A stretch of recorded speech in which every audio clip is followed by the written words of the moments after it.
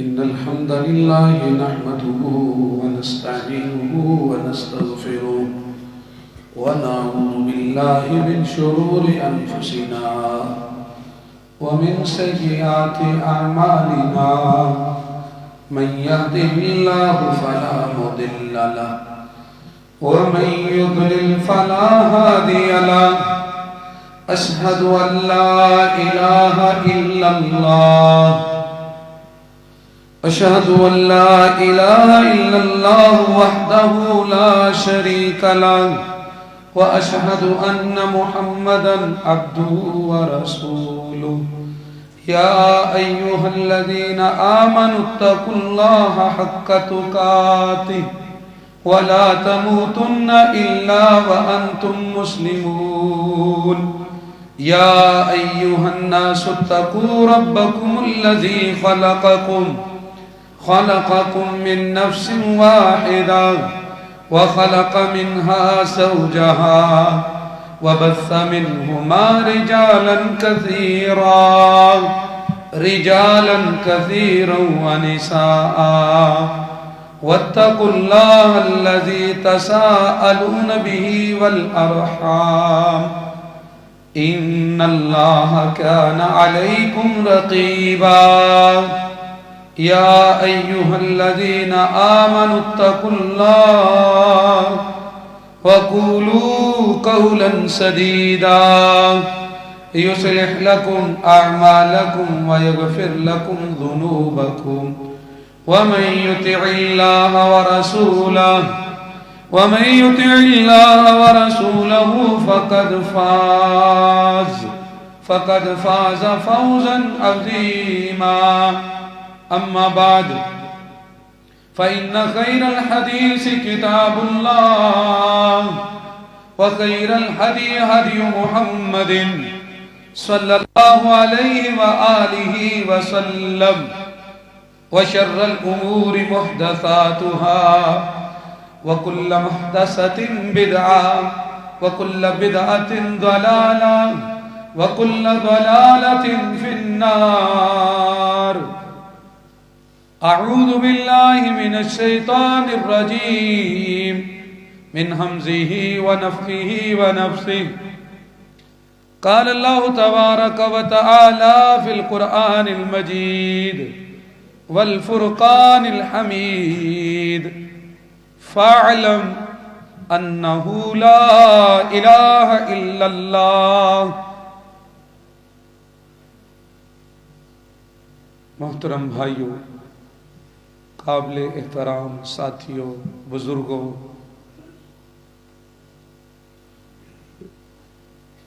عزیز طالب علموں اور قابل احترام ماؤں بہنوں، تمام سامعین کرام، ہم اپنے پروردگار کی جتنی بھی تعریف کریں، شکر کریں، وہ کم ہے.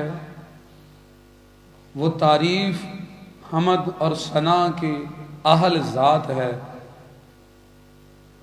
اللہ تعالیٰ کا بہت بڑا کرم اور فضل ہے کہ اس نے ہمیں اپنے پیارے پیغمبر نبی کریم صلی اللہ علیہ وسلم کی امت میں سے بنایا اور ہمیں مسلمان بنایا. محترم بھائیوں، ہم نے پچھلے خطبوں میں بات کی نماز کے بارے میں کہ نماز اگر کچھ بھی نہیں تو اگر نماز نہیں تو کوئی چیز بھی حاصل نہیں ہوگی. سوال یہ پیدا ہوتا ہے کہ ہمارے عمل اچھے کیوں نہیں ہوتے، ہمارے ایمان میں بہتری کیوں نہیں آتی. ہم میں سے ہر کوئی نیکی کرنا چاہتا ہے لیکن ہم نیکی کر کیوں نہیں پاتے. ہم چاہتے ہیں کہ ہم مزید اچھے اعمال کریں، اچھے بنیں، لیکن ہم بن کیوں نہیں پاتے. جب آپ اس سوال کو اپنے آپ سے کریں گے تو جواب آئے گا اس لیے کہ ہمیں یہ معرفت نہیں کہ ہم کس پر ایمان لائے ہیں اور کس کے لیے عمل کرتے ہیں۔ اگر ہمیں یہ صحیح معرفت ہو جائے کہ جس پر ہم ایمان لائے ہیں وہ ذات باری تعالی کون سی ذات ہے، تو ہمارا ایمان آٹومیٹکلی بہتر ہو جائے اور ہمارے اعمال بھی اچھے ہو جائیں۔ اگر یہ چیز ہمارے اندر پیدا ہو جائے جسے ہم معرفت الہی کہتے ہیں، اپنے پروردگار کو پہچاننا، جب ہمیں اس ایک چیز کی پہچان ہو جائے تو عمل خود بخود درست ہوتے چلے جائیں گے۔ انبیاء اسی چیز کی دعوت لے کر آئے، لوگوں کو اسی چیز کے اوپر لگایا کہ اپنے رب کو پہچانو اور اس کی بندگی کرو اور اس کے بندے بن کر رہو۔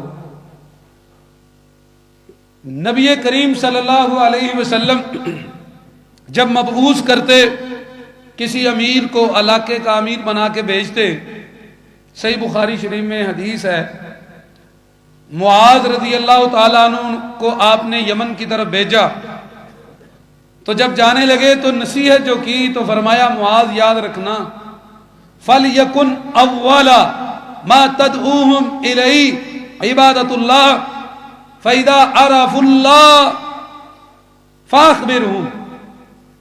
اے معاذ، سب سے پہلے انہیں تم نے یہ بتانا ہے کہ ہم نے اللہ کی بندگی کرنی ہے، جب اللہ کو پہچانے تو بتانا ہے کہ رب نے تمہارے اوپر 5 وقت نماز فرض کی ہے۔ آپ پہلے یہ چیز دیا کرتے تھے کہ جاؤ انہیں یہ پہچان کرواؤ کہ ان کا رب کون ہے۔ جب بندے کو اپنے رب کی پہچان ہو جاتی ہے میرے بھائیوں، پھر ہر وہ چیز جو ہم چاہتے ہیں وہ خود بخود انسان کے اعمال سے سرزد ہونا شروع ہو جاتی ہے، آٹومیٹکلی بندہ وہ کام کرتا ہے اور وہ خودکار اعمال کرنے شروع کر دیتا ہے جب ایک چیز اس کے دل میں آ جاتی ہے کہ میرا رب کون ہے۔ جب وہ رب کو پہچان لیتا ہے، نبی کریم صلی اللہ علیہ وسلم، صحیح بخاری شریف میں حدیث ہے، آپ نے فرمایا فواللہ انی لأعلمہم باللہ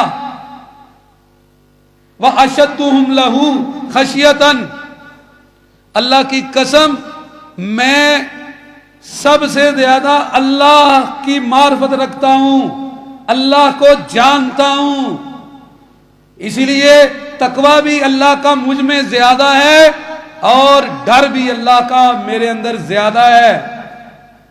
اب نبی کریم صلی اللہ علیہ وسلم کی سیرت کو دیکھ لیجئے، زندگی کو دیکھیے، آپ نے یہ بیان کیا مجھے ان سب سے زیادہ اللہ کی پہچان ہے، اللہ کا علم ہے۔ آپ صلی اللہ علیہ وسلم کی نماز دیکھ لیجئے،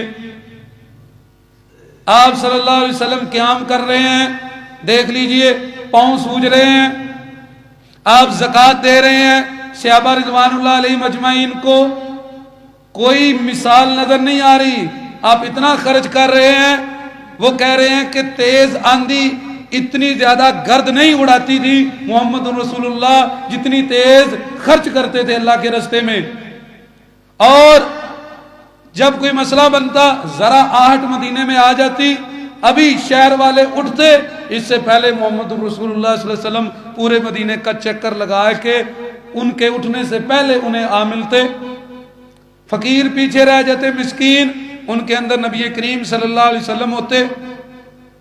جہاد کی باری ہوتی، جب دشمن کا سخت حملہ ہوتا اور صفیں ٹوٹ جاتی تو نبی کریم صلی اللہ علیہ وسلم کھڑے ہو کے کہتے انا النبی لا کذب انا ابن عبد المطلب۔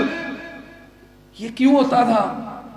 انی عالمہم باللہ، کیونکہ آپ اللہ کو زیادہ جانتے تھے۔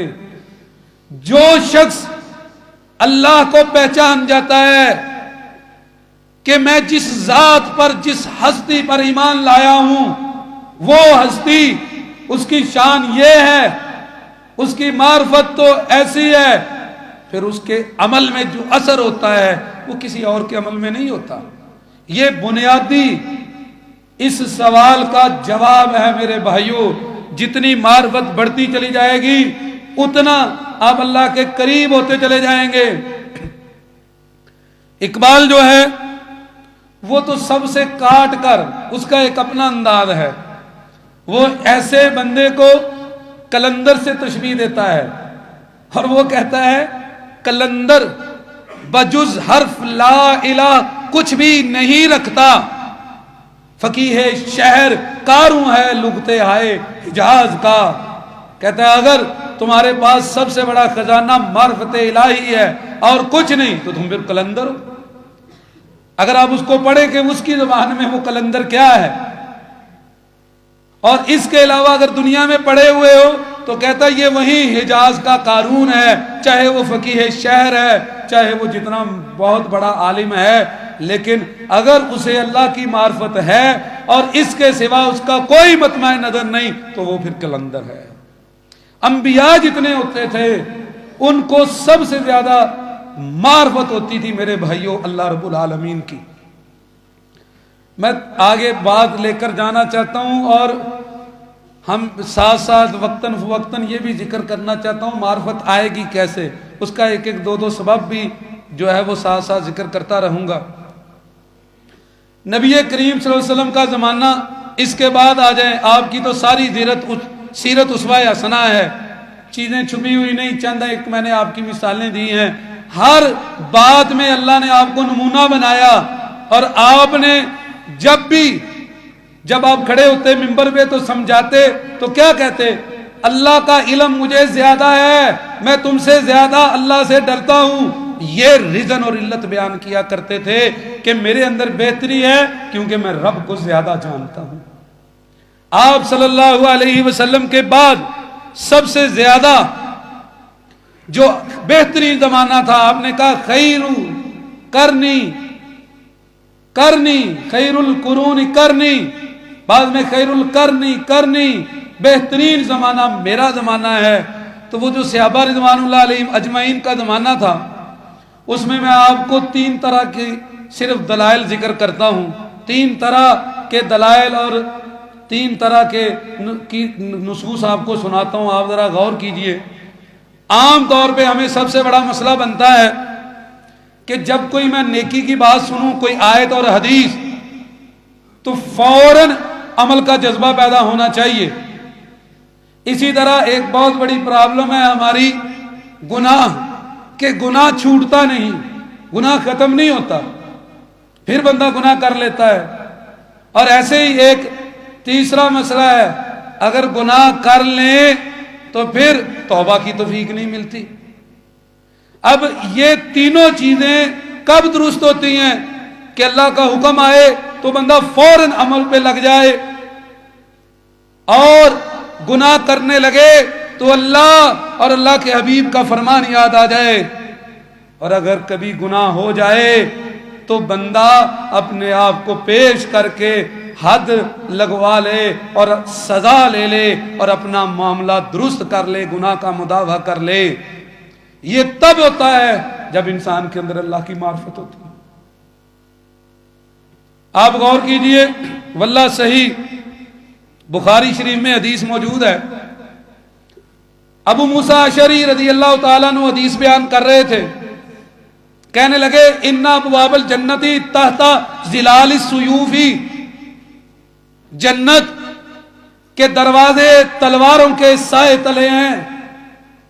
جب یہ حدیث بیان کی، کاما رس الحیتی، قوم میں سے ایک بدحالی والا، پراگندہ بالوں والا، بظاہر کوئی نہ خوبصورت لباس تھا نہ کوئی اچھی وضع قطع تھی، اس طرح کا ایک بندہ کھڑا ہوا، کہنے لگا انت سمعت رسول اللہ یقول ھذا، اے ابو موسیٰ کیا آپ نے سنا ہے کہ محمد رسول اللہ صلی اللہ علیہ وسلم یہ کہہ رہے تھے؟ انہوں نے کہا ہاں میں نے سنا ہے۔ اس نے تلوار نکالی فوراً، یہ صحیح بخاری شریف کے الفاظ ہیں، تلوار نکال کے میان توڑی، اپنے قوم والوں کو کہتا السلام علیکم، اور گیا، لڑا، حتیٰ قتل، شہید ہو گیا۔ ابھی بات کان میں پڑی ہے تو فوراً اس پہ عمل کر لیا۔ ابو موسیٰ اشعری کہہ رہے ہیں نبی کریم فرماتے ہیں جنت تلواروں، جنت کے دروازے تلواروں کی سائے تلے ہیں۔ وہ کہتے تم نے سنا ہے؟ کہا ہاں جی سنا ہے، بس اٹھا اور جان دے دی۔ یہ وہ بات ہے جو اقبال کہتا ہے کہ مصور کھینچ وہ نقشہ جس میں اتنی صفائی ہو، ادھر حکم پیغمبر ہو، ادھر گردن جھکائی ہو۔ جب بندے کو یہ پتا چل جاتا ہے کہ میں کس کے لیے کر رہا ہوں، وہ ذات، وہ ہستی کیسی ہے، پھر اس کے عمل میں اور کیفیت ہوتی ہے۔ لیکن جب دل میں اس کی عزت احترام نہیں، جس کے لیے آپ عمل کر رہے ہیں اس کی پہچان نہیں، معرفت نہیں، پھر حیثیت اور ہوتی ہے۔ صحیح بخاری میں ایک اور مثال میں آپ کو دیتا ہوں، نبی کریم صلی اللہ علیہ وسلم جا رہے، ایک عورت اپنے لخت جگر پہ رو رہی، بیٹوں کے غم، اولاد کا غم بڑا غم ہوتا ہے، یہ والدین کو پتا ہے کتنا غم ہے۔ اس کا بیٹا فوت ہو گیا، وہ قبر میں رو رہی، نبی کریم صلی اللہ علیہ وسلم نے کہا اس میری صبر کر۔ وہ کہنے لگی آپ کو پتا نہیں نا مجھے کتنی تکلیف ہوئی ہے، اس لیے مجھے یہ نصیحت کر رہے ہو۔ جب آپ چلے گئے لوگوں نے کہا تم نے پتا ہے تجھے، تم نے کس کو جواب دیا ہے؟ کہتی نہیں، کہا یہ محمد رسول اللہ صلی اللہ علیہ وسلم تھے۔ پیچھے بھاگ کے گئی گھر میں، یا رسول اللہ میں صبر کرتی ہوں مجھے معاف کریں۔ آپ نے کہا انما الصبر عند الصدمۃ الاولیٰ، صبر تو تب تھا جب پہلی دفعہ صدمہ پہنچا۔ اگر معرفت نہیں تو دیکھیں جواب کیا ہے، اور پہچان ہے تو جواب کیا ہے۔ ایسے ہی ایک اور آپ کو مثال دیتا ہوں، سنن نسائی کے اندر روایت ہے، یہ دوسری کیٹیگری ہے۔ جب بندہ گناہ کرنے لگتا ہے، اگر اسے پہچان صحیح معنی میں ہو جائے کہ میرا رب ہے، وہ مجھے دیکھ رہا ہے، وہ سزا دیتا ہے اگر غلطی کروں، اور اگر میں اپنے آپ کو روک لوں مجھے اس کی جگہ اچھا بدلہ بھی دے گا اور مجھے معاف بھی کرے گا، پھر کیفیت اور ہوتی ہے۔ ابو مرثد غنوی مکے میں قیدی چھڑایا کرتے تھے، اور یہاں سے نبی صلی اللہ علیہ وسلم انہیں بھیجتے۔ ایک دن رات کو گئے ایک قیدی کو چھڑانے، تو خیمے کے پاس آواز آئی، محسوس ہوا اندر سے ایک عورت نے آواز دی، اناق اس کا نام تھا۔ وہ کہنے لگی اے مرثد ہے؟ کہا ہاں جی۔ تو کہا مرثد آؤ آج ہمارے خیمے میں رہو۔ جاہلیت میں جب زنا حرام نہیں ہوا تھا تو لوگوں کی ایسی ہی کیفیات تھی۔ تو مرثد کہنے لگے یا اناق ان رسول اللہ حرم الزنا، اے اناق ٹائم تو رات کا ہے، دیکھ تو کوئی نہیں رہا، لیکن جس نبی کا کلمہ پڑا ہے وہ اللہ کا پیغمبر ہے، اور انہوں نے یہ کہہ دیا ہے زنا حرام ہے، میں اب تیرے پاس نہیں آ سکتا۔ اس نے شور ڈال دیا، پیچھے بندے لگا دیے۔ ابو مرثد بڑی مشکل سے نبی کریم صلی اللہ علیہ وسلم کی خدمت میں جا پہنچے، لیکن اسے جواب دیا جب کوئی نہیں دیکھ رہا، تب اسے کہا اِنَّ رسول اللہ حرم الزنا۔ کب کہا؟ جب پہچان تھی کہ نبی کیا ہے، اللہ کیا ہے، اللہ کا پیغمبر جو ہے اس کی کیا حیثیت ہوتی ہے، اور اللہ رب العالمین ہمارا پروردگار ہے۔ اگر بندہ رب کو پہچان لے تو یہ چیز اسے گناہ کرنے سے پہلے روک دیتی ہے۔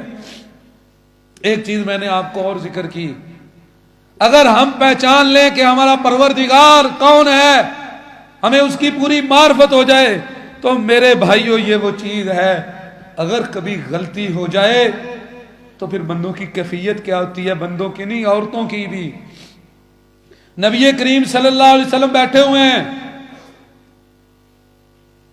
صحابی رسول ماعز رضی اللہ تعالیٰ عنہ آئے ہیں، صحیح بخاری مسلم کتب 9 میں روایت ہے، مسلم کے الفاظ جو ہے وہ آپ کو سنانے لگا ہوں۔ آئے آ کے کہنے لگے یا رسول اللہ طہرنی۔ جب اللہ کی معرفت ہوتی ہے، غلطی ہو جائے تو بندہ اپنے اوپر گناہ کو بوجھ سمجھتا ہے، وہ آلودگی سمجھتا ہے، کیچڑ سمجھتا ہے، اور اپنے جسم کو بوجھل سمجھتا ہے۔ وہ سمجھتا ہے یہ میری بیماری ہے، اور یہ میری گندگی ہے، یہ میری غلاظت ہے، اب میں پاک نہیں ہو رہا جب تک اس بوجھ کو نہ اتار دوں۔ آگے کہتا ہے یا رسول اللہ طہرنی، اللہ کے رسول مجھے معاف کیجئے، مجھے پاک کیجئے، مجھے صاف کیجئے، طہرنی۔ آپ اسے کہہ رہے ہیں وہی حقا، اور تجھ پہ افسوس، واپس جا، استغفر وتب الی اللہ، جا اللہ سے توبہ مانگ، چل جا۔ نبی کریم صلی اللہ علیہ وسلم واپس لوٹا رہے ہیں، ایک دفعہ پھر آیا، 2 دفعہ، 3 دفعہ، 4 دفعہ۔ نبی کریم صلی اللہ علیہ وسلم کہہ رہے جاؤ جا کے معافی مانگو۔ وہ کہہ رہا نہیں یا رسول اللہ مجھے پاک کریے، میرے اوپر حد لگائیں، حد۔ حد کا مطلب کیا ہے؟ پتھر مار مار کے مجھے مار دیجئے، یہ گناہ اتاریے مجھ سے۔ جب اللہ کی پہچان ہے پھر اس کی حیثیت نہیں ہے بدن کی اور جسم کی۔ آپ پیچھے ہٹا رہے ہیں، جب 4 دفعہ واپس کیا پھر آئے، نبی کریم صلی اللہ علیہ وسلم نے کہا اسے دیکھو یہ مجنون تو نہیں، پاگل تو نہیں، دیوانہ تو نہیں۔ صحابہ نے دیکھا، کہا نہیں یا رسول اللہ صحیح ہے، دیوانہ پاگل نہیں۔ کہا اچھا پھر اس کا منہ چیک کرو، اس نے شراب تو نہیں پی، کوئی نشہ تو نہیں کیا؟ کہا نہیں یا رسول اللہ ایسا بھی نہیں ہے۔ پھر کہا کیا ہوا ہے؟ تو انہوں نے کہا میں نے زنا کیا ہے، مجھے رجم کیجئے، مجھے پاک کیجئے۔ اللہ کے بندو اگر گناہ ہو جائے، جب اللہ کی معرفت ہو تو چور ہاتھ کٹانے کو فخر سمجھتا ہے کہ میں نے حد اپنے اوپر لگا لی ہے اور میں نے دنیا میں اپنا معاملہ رب سے صحیح کر لیا۔ جب اللہ کی معرفت آ جائے، چھینی ہوئی زمینیں واپس کرنا، بندہ سمجھتا ہے یا اللہ تیرا شکر ہے میں نے یہ مال واپس کر دیا، مجھ سے بوجھ اتر گیا ہے۔ جب اللہ کی معرفت آ جائے تو پتھر کھا کھا کے مرنا، وہ اس کے لیے ترلے کر رہا ہے، اس کے لیے منتیں کر رہا ہے۔ نبی کریم صلی اللہ علیہ وسلم ہٹا رہے ہیں، وہ پھر آ کے کہہ رہا ہے یا رسول اللہ طہرنی، مجھے پاک کرے۔ جب بندے کو پہچان ہو جائے کہ میرا رب کون ہے اور وہ مجھے معاف کرنے سے کیا عطا کرتا ہے، اگر میں نے غلطی مان لی تو وہ کتنا مہربان ہے، پھر کیفیت معاشرے کی بدل جاتی ہے۔ کیا نبی کریم صلی اللہ علیہ وسلم نے کوئی اٹارنی جنرل مقرر کیا تھا؟ اور کوئی فوج تھی، کوئی پولیس تھی، کوئی نظام تھا، کوئی کہیں پہ مجرموں کو قید کیا جاتا تھا؟ بتاؤ کون سا قید خانہ تھا؟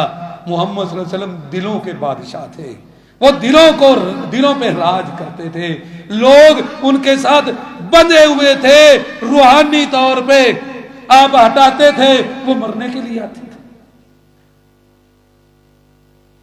اسی حدیث کے آگے لفظ ہیں، دوبارہ ازد قبیلے کی غامدیہ خاتون آئی، آگے کہا یا رسول اللہ طہرنی، مرد نہیں عورتیں، کہا یا رسول اللہ مجھے پاک کیجئے۔ نبی کریم صلی اللہ علیہ وسلم نے اسے بھی کہا افسوس تجھے، جا پلٹ جا، اللہ سے معافی مانگ، توبہ کر اللہ سے، جا۔ وہ کہنے لگی یا رسول اللہ جیسے مائز کو بار بار لٹایا تھا اس طرح مجھے بھی واپس کر رہے ہیں۔ آپ نے پوچھا کیا بات ہے؟ کہا زنا ہوا ہے، یہ زنا کا حمل ہے۔ تو نبی صلی اللہ علیہ وسلم نے فرمایا تجھ پہ ہاتھ نہیں لگے گی۔ انصاری ایک کو کہا اس کی خاطر توازن کر، اس کی خدمت کر، جب بچہ پیدا ہو پھر مجھے بتانا۔ وہ پھر آئی، پھر کہا جاؤ اسے لے جاؤ، میں بچے سے اس کی ماں کا دودھ نہیں چھڑواؤں گا۔ پھر ہاتھ میں ٹکڑا روٹی کا لے کے آئی، اور کتنی زیادہ بیتاب ہے مرنے کے لیے، اللہ کے بندو آپ اس کو نہیں سمجھ سکتے، واللہ وہ جو وصیت نامے پڑھے جاتے تھے شہداء کے، وہ جو کس کیفیت میں وہ لکھتے تھے، آپ اندازہ کر سکتے ہیں وہ کیفیت کیا تھی؟ یہ اس سے پوچھیں جس نے اپنے ہاتھ سے کئی دفعہ یہ وصیت نامے لکھے ہیں، اسے پوچھو کہ وہ منظر کیا ہوتا ہے، تب رب کتنا قریب ہوتا ہے، تب بندہ کیسے باتیں کر رہا ہوتا ہے۔ اور 9 ماہ جو ہے وہ بیٹے کو، بچے کو لے کے پیٹ میں، اس کے بعد دودھ پلانے تک وہ اس انتظار سے جی کہ میں نے مرنا ہے۔ کیوں؟ اللہ کی معرفت ہے، ذرا بھی وسوسہ نہیں آیا۔ ہم تو جمعہ پڑھ کے جاتے ہیں، گھر جاتے ہوئے ختم۔ وہ کتنے ماہ گزرے، کتنی راتیں اس نے کربوں وہ پھر واپس آئی، اور حتیٰ کہ پتھر مار مار کے اسے رجب کیا گیا، اور وہ اس یہاں سے دنیا سے رخصت ہوئی۔ یہ میرے بھائیوں کی کب ہوتا ہے بتائیے؟ کیوں نہیں جواب؟ کیوں نہیں توڑ تریاق ایک فدائی کا دنیا کے اندر کیوں نہیں تریاق؟ کیونکہ جو چھاں کا سودا کرے، آپ کیا کر سکتے ہو؟ زیادہ زیادہ پا سکتے ہو، اور جو پڑھنا زندگی سمجھتے ہو، اور جو تکلیف پر راہ سمجھتے ہو، جن کے لیے غمی خوشی ہو، اسے کیسے پاؤ گے؟ اسے کیسے پھرو گے؟ یہ ہوتا ہے جب بندہ رب کو پہچانتا ہے۔ ورنہ آج ہماری یہ طبیعت ہے، صحیح بخاری شریف اٹھائیے، بہت طرح سے بخاری میں روایت ہے، نبی کریم صلی اللہ علیہ وسلم کے کاریوں کی بات کر رہا ہوں، اور محمد رسول اللہ صلی اللہ علیہ وسلم کے قرآ مجاہدین کی بات نہیں کر رہا، جنگوں کے امیروں کی بات نہیں کر رہا، جو نبی کریم صلی اللہ علیہ وسلم کے پڑھائے ہوئے قاری تھے۔ 70 قاری بھیجے، اور 70 قاریوں کو جب بھیجا گیا وہ دعوت دینے گئے، ریل زدوان قبیلوں نے غداری کی اور انہیں شہید کیا۔ جب انہوں نے سے پہلے کو نیزہ لگا، وہ نیزہ سینے سے آر پار ہوا، اور وہ اللہ کی دعوت دے رہا تھا، انہیں سمجھا رہا تھا، انہیں وہ دائی بن کر گیا۔ محمد صلی اللہ علیہ وسلم کا عالم اور قاری بھیجا ہوا، جب وہ وہاں پہنچا، آگے سے انہوں نے نیزہ جب مارا، نیزہ سینے سے پار ہوا، زبان سے لفظ اس کا نکل رہا ہے، اور وہ کہہ رہا ہے فُزْتُ وَرَبِّ الْكَعْبَةِ۔ آپ نہیں سمجھ سکتے اس کو، فُزْتُ وَرَبِّ الْكَعْبَةِ چیز کیا ہے؟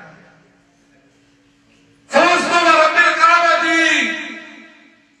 نیزہ آر پار ہے، کہتا ہے فُزْتُ وَرَبِّ الْكَعْبَةِ، اور رب کعبہ کی قسم میں کامیاب ہو گیا، میں کامیاب ہو گیا۔ سینے سے آر پار نیزہ، اور وہ چیخ رہا ہے، چلا رہا ہے، اور رب کعبہ کی قسم میں کامیاب ہو گیا، رب کعبہ کی قسم میں بازی لے گیا، رب کعبہ کی قسم میں جیت گیا، رب کعبہ کی قسم۔ کیوں؟ پہچان چکے ہیں پروردگار کو، رب العالمین کو، اللہ کے وعدے انہیں سچے دکھائی دیتے ہیں، نبی کریم صلی اللہ علیہ وسلم کی بات انہیں سچی لگتی ہے، اور ان کے سینوں میں، دلوں میں، دماغوں میں نقش ہو چکا ہے کہ اللہ سچا ہے، نبی کریم سچے۔ پھر باقیوں کو بھی وہاں شہید کیا گیا، 70 بندے۔ اللہ تعالیٰ نے ان کی وہ باتیں نبی کریم صلی اللہ علیہ وسلم کو پہنچائی۔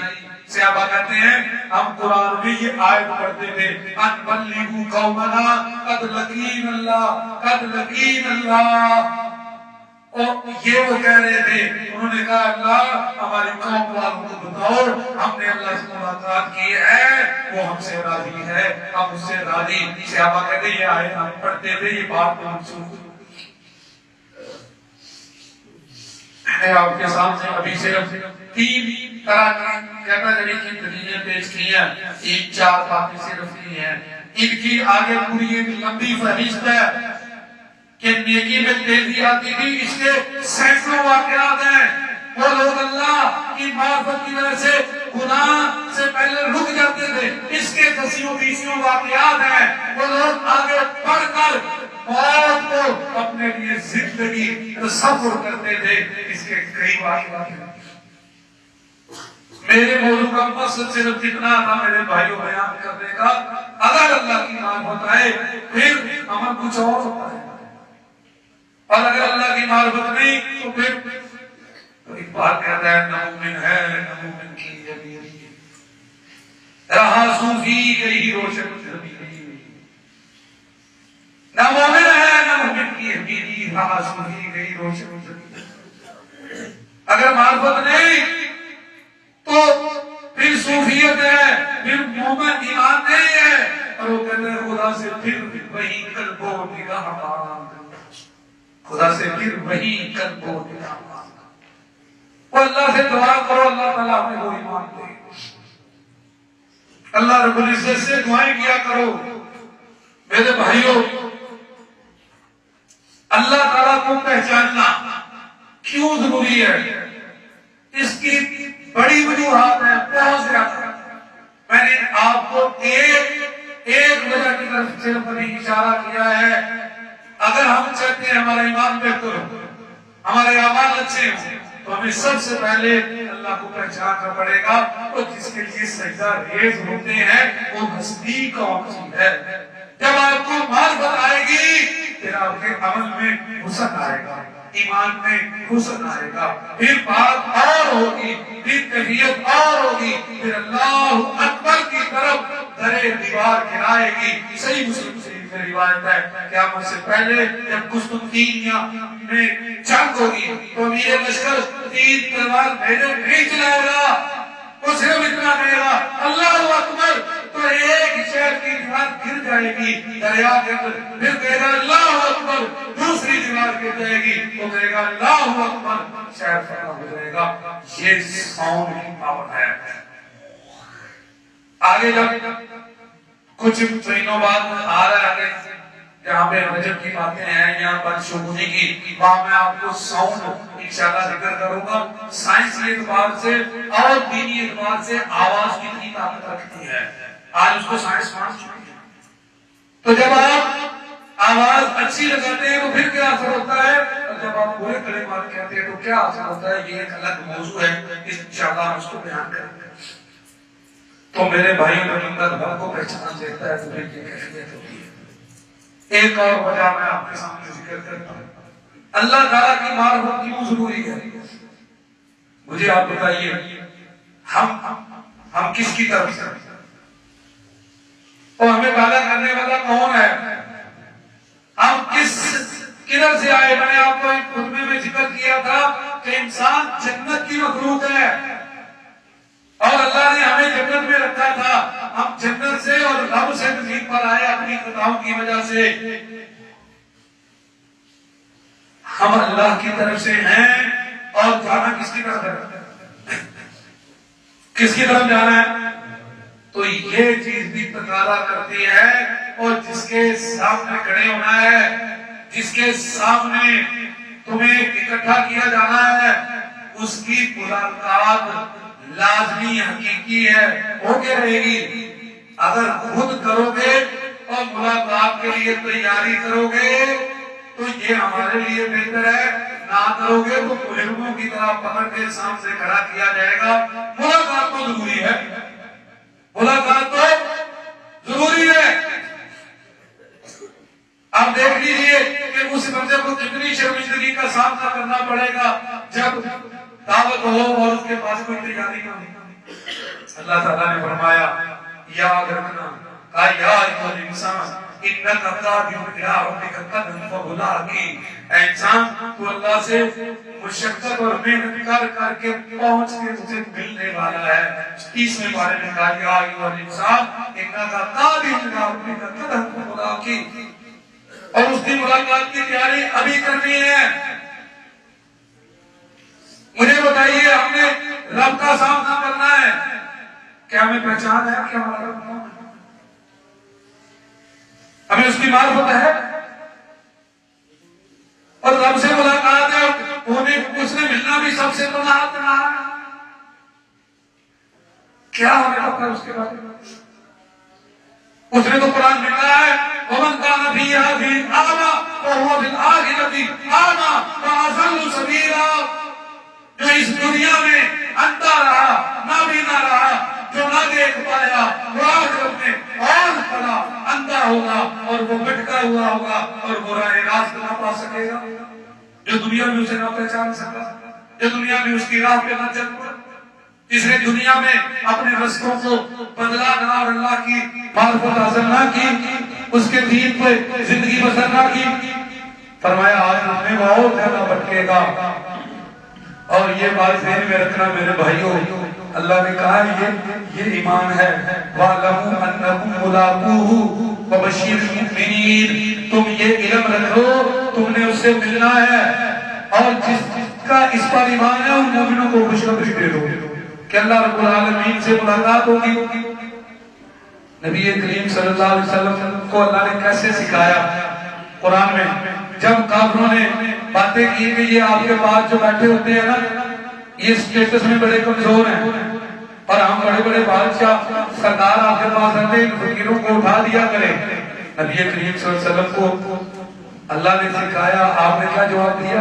وَمَا أَنَا بِطَارِدِ الَّذِينَ آمَنُوا، میں انہیں نہیں ہٹاؤں گا جو ایمان والے ہیں، اور وہ ایسے لوگ ہیں اِنَّهُمْ مُلَاقُو رَبِّهِمْ، وہ تو رب سے ملنے کی تیاریوں میں ہیں، وہ تو رب سے ملاقات کریں گے، یہ وہ ایمان والے ہیں۔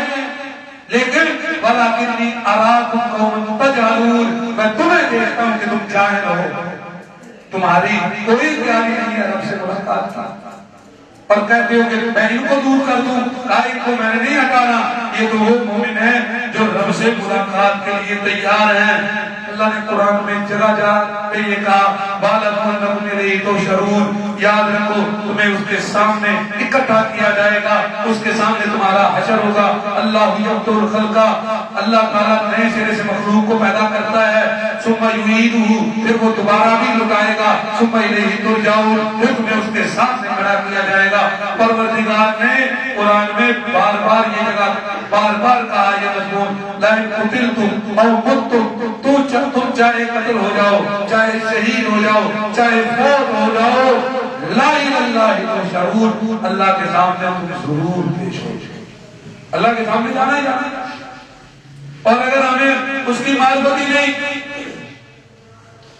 تو میرے بھائیوں اس کو یہ یقین ہوتا ہے نا میں نے اللہ سے ملاقات کرنی ہے، اب اس کے عمل کیسے اللہ نے قرآن میں ہوگی مثالیں دی ہیں۔ نماز عید کو ایک لے لیں، نماز پہ پابندی کرنا آج مسلمان کے لیے مشکل ہے۔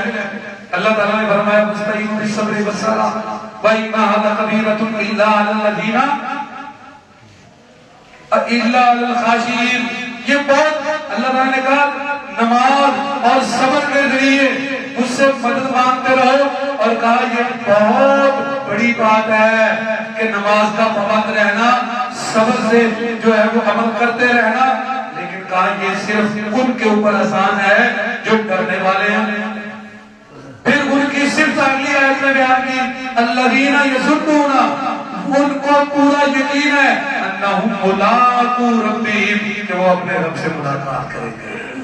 جب بندے کے ذہن میں یہ بات دل میں دماغ میں بیٹھ جاتی ہے کہ میں نے رب سے ملنا ہے، اللہ نے فرمایا وہ پھر ہمیشہ اور پابندی کرتا ہے اعمال کے اوپر۔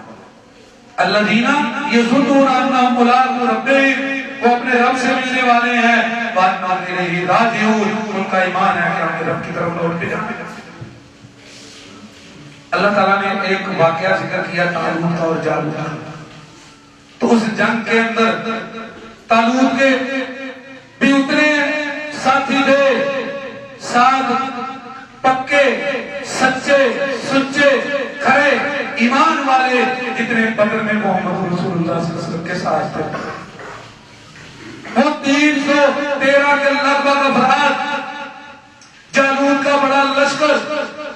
اب جب مٹبیر ہوئی ہے تو اللہ تعالیٰ نے وہ منظر کھینچا، کہا قال الذین یظنون انہم ملاقو اللہ، اللہ نے کہا وہ میرے بندے جنہیں یہ یقین تھا کہ ہم نے رب سے ملنا ہے، وہ بندے جنہیں یہ یقین سامنے رب سے ملنا ہے، وہ طالوت کی صف کے مجاہد کہنے لگے کم من فئۃ قلیلۃ غلبت۔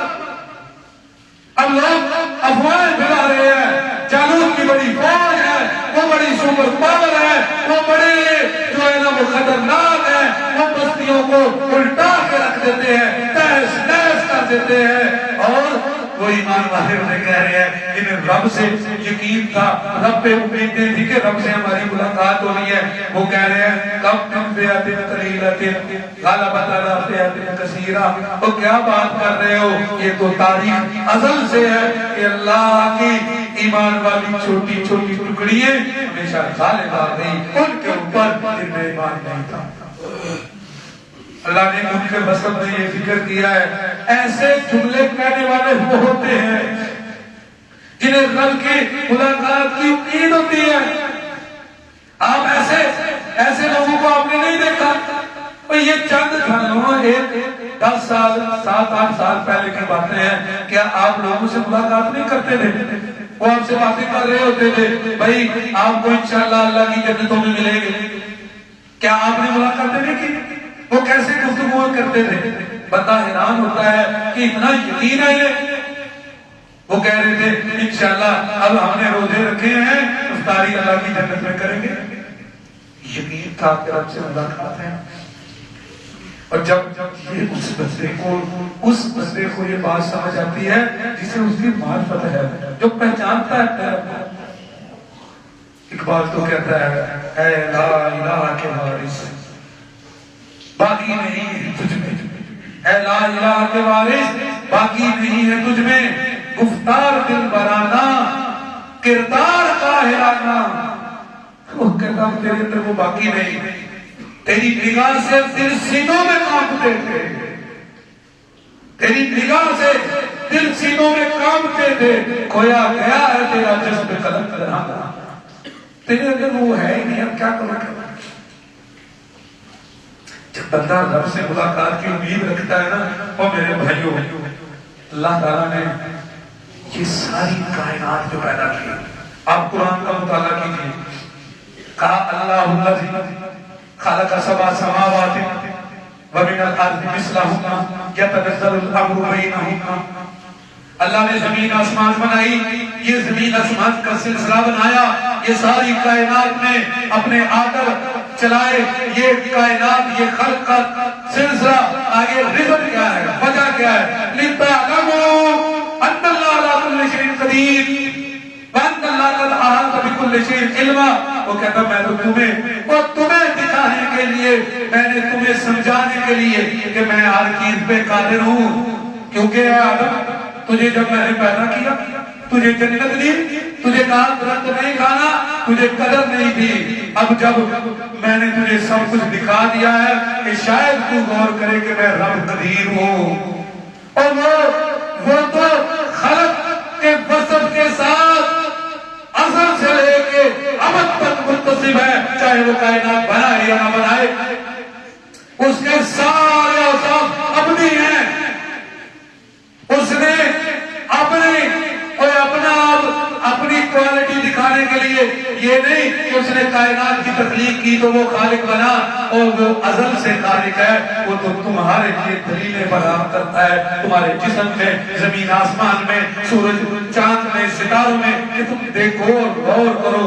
اللہ نے قرآن کے اندر میرے بھائیوں جگہ جگہ افلا ينظرون الى الابل كيف خلقت والى السماء كيف رفعت۔ وہ کہتا مجھے پہچانو، دیکھو آسمان کو، دیکھو پہاڑوں کو، کیسے جو ہے نا وہ بغیر یہ پہاڑ کتنے کھڑے بلند کر دیے، آسمان بلند کر دیے، پہاڑ کاٹ دیے، وَإِلَى الْإِبِلِ كَيْفَ خُلِقَتْ، کیسے اونٹ کو پیدا کیا، اور آخر میں جا کے اسی سورۃ غاشیہ میں کیا کہا، اِنَّ إِلَيْنَا إِيَابَهُمْ، پہلے کیا کہا، اور غور کرو ان چیزوں پہ، مجھے پہچانو، میرے پاس آنا ہے، مجھے پہچانو تو صحیح۔ فَلْيَنظُرِ الْإِنسَانُ مِمَّا خُلِقَ، وہ کہتا تنہا بیٹھ کے اپنے اوپر ہی غور کر لو تو میری پہچان تمہیں ہو جائے گی۔ قرآن میں جگہ جگہ فَعْلَمْ أَنَّهُ لَا إِلَهَ إِلَّا اللَّهُ، وہ کہتا پہچانو میں لا الہ الا اللہ ہوں، فَعْلَمُوا أَنَّ اللَّهَ رحیم ہوں فاعلموا ان اللہ غفور رحیم، تم پہچانو میں غفور رحیم ہوں، فاعلموا ان اللہ مولاکم، جانو میں تمہارا مولا ہوں، وہ کہتا ہے فاعلموا ان اللہ غفور حلیم، جانو میں غفور ہوں حلیم ہوں، فاعلموا ان اللہ شدید العقاب، اور جان لو میرے عذاب سخت ہیں، فاعلموا ان اللہ بكل شيء علیم، جان لو میں ہر چیز کو جانتا ہوں، فاعلموا ان اللہ بما تعملون بصیر، فاعلموا ان اللہ سمیع علیم، فاعلموا ان اللہ حلیم حمید، فاعلموا ان اللہ مع المتقین۔ آیت سے اپنے سلسلے شروع کرنے سے پہلے کہتا تم جانو، تم جانو، تم جانو، تم مجھے پہچانو، لیکن ہمیں اس کی کوئی معرفت نہیں ہے۔ اور میرے بھائیوں، اللہ رب العالمین کو پہچاننے کا بہت بڑا ذریعہ اس کے نام اور اس کی صفات ہیں۔ تو یہ سیریل شروع کرنے سے پہلے میں نے چند ابھی آپ کو قاعدے بتائے ہیں، ہم اس میں گاہے بگاہے اللہ کی معرفت رکھتے رہیں گے، کبھی کسی نام کی، کبھی کسی نام کی۔ وہ غفور ہے، وہ حلیم ہے، وہ غفار ہے، وہ ستار ہے، اور اس کے پورا بایو ڈیٹا کیا ہے اور اس کا مطلب کیا ہے۔ اللہ تعالیٰ مجھے اور آپ کو اپنی پہچان کروائے، ایمان پر زندہ رکھے، اسلام پر زندہ رکھے۔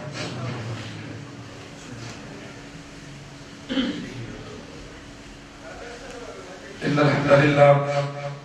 الحمد للہ نحمده ونستعینه ونستغفره ونعوذ باللہ من شرور انفسنا ومن سیئات اعمالنا من يهده الله فلا مضل له ومن يضلل فلا هادي له اشهد ان لا اله الا الله وحده لا شريك له واشهد ان محمدا عبده ورسوله يا ايها الذين امنوا اتقوا الله وقولوا قولا سديدا يصلح لكم اعمالكم ويغفر لكم ذنوبكم ومن يطع الله ورسوله فقد فاز فوزا عظيما اما بعد فان خير الحديث كتاب الله وخير الهدي هدي محمد صلى الله عليه وسلم وشر الامور محدثاتها وكل محدثة بدعة وكل بدعة ضلالة وكل ضلالة في النار۔